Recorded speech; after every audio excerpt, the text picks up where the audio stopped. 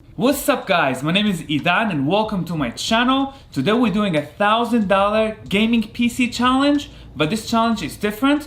All the parts have to be sourced locally because I have to get it done within 24 hours. I got that challenge from another person, so let's get the build going and I'll tell you how I got all those parts. Okay, let's start building the computer. I'll start with the motherboard and the CPU. As you can see here, this is an open box motherboard and it was 90 bucks. I could not find a motherboard to get here fast enough or even buy one from Best Buy or anywhere. So I had to buy this locally from a local computer shop for the Asus Prime motherboard, pretty nice. I also used the i5. This one is the i5 9400. Very decent, 6-core, very powerful. That was about 190 bucks, brand new from Best Buy. So obviously if you buy online to do research and stuff, it will definitely be cheaper, but the challenge was get it right away, and I managed to actually get pretty good prices and the parts I need. Around this time, it's actually quite hard to get some parts you need to build a computer, and sometimes you're gonna have to wait or not find parts at all. Motherboard manufacturers also had a lot of issues building them on time, because of the coronavirus stuff. So it was a little bit of a challenge to find one. It's a quite nice motherboard. I like it. It has a lot of ports, everything I need. Now let's get the CPU going. So this is a 9th gen CPU. This motherboard was flashed to support 9th gen CPUs by Intel. So I actually chose Intel just because it was easier to find the motherboard. It was a little harder to find the AMD CPU's motherboard. So the heatsink is already right there, if you can see it. So I don't have to put one. That's quite nice. All Intel CPUs are like that, the heatsink. It's a quite small one for an i5, but it will be sufficient. This one is really easy. Once you put the CPU right in there, all you have to do is kind of like put the fan on and click it into place. All right, so we have two 4 gigs of RAM, and we're gonna use the 2 channels here. They could be quite expensive. This was a little cheaper and I had it laying around, but the only RAM available was like $300 RAM, 32 gigs, so I had to use this one.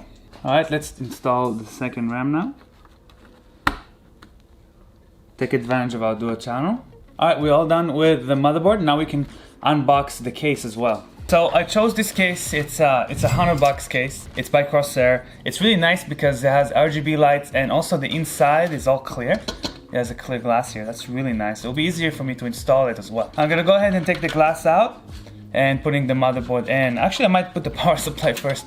It might be easier. So the power supply that I chose is the 550 watt EVGA power supply. It was $52 locally. I found it locally. That's a pretty good price. I almost bought a $45 power supply, but come on, a few more bucks, I get $550 and I get EVGA. I love EVGA. Very trusted. Let's put that into the case right now. So look how cool this is. The box for all the accessories for the case was in here. Look at the holes here. It's just like a hard drive, and it came out like this. It's like this together. I don't know, pretty cool feature. I like that. So right now I'm looking for the screws to mount the power supply. I found them. I'm gonna use 4 of those. Boom, I got the screws done. Now I'm gonna put everything to the side. Let's start doing some wiring, and I want to do as best wiring as I can. The Crosshair case, this one has a really nice setup for me to run the cables through and do it really clean. So let's do it right now. I pushed through the motherboard power, and I also gonna push through the CPU and GPU power. I'm now going to install the SSD. Now I know this is not NVMe and some of you might get upset. I myself also think NVMe is the best, but this was only 65 bucks. NVMe's are super expensive right now, even hard for me to even find. I settled with this. Also the speed wise, it's really hard to tell the difference. It only shows when you do benchmarking, so this is be way enough for anything you need really. So I decided to not go with NVMe. You can see here it fits the SSD perfectly. There's also other spots you can put it, but this is just more convenient to take out and put in right away. Again, all the screws included in the Crosshair case. It's really nice. I'm gonna use the screws included. Okay, putting in the SSD. The motherboard came with the SATA cable. I'm gonna use it to have communication between the motherboard and the SSD. All right, everything here looks pretty sweet. Let's go to the front now. I'm gonna leave it open still to do some more cable management stuff. Okay, here comes the hard part, putting in the motherboard. There's a bunch of cables in here. I'm gonna go clear them out. I almost always forget the I/O shield, but this time for some reason I remembered it. Let's put it first. At this point, it's really easy to build computers, and there's so many guides online that I think every person should learn how to build computers. They should put that in school. Gently sliding in our motherboard. This is the scariest part for me, least favorite. All right, nice. Now putting the screws in that came with the Crosshair case. I will just say be super careful of the screws because sometimes it's too big or too small and you try to put it in and it rips off either the case screw or the screws itself, and then it's really hard to take it off. So just be very careful, start slow, and if it really has a lot of resistance, stop and try to see if the screw is too big. And I'm kind of like pushing the motherboard a little bit towards the I/O shield, aligning it. It always works better that way, so I'm just gonna do that. All right, all the screws in. I really want this to run first try, so let's see if I can get that happen. I'm gonna put all the power now. This is the motherboard power. I'm gonna put CPU, GPU. I'm gonna install GPU as well. Let's plug in the fan to the motherboard. Now we have the USB in the front. This is the USB connector. I'm gonna go ahead and connect that as well. This is another USB.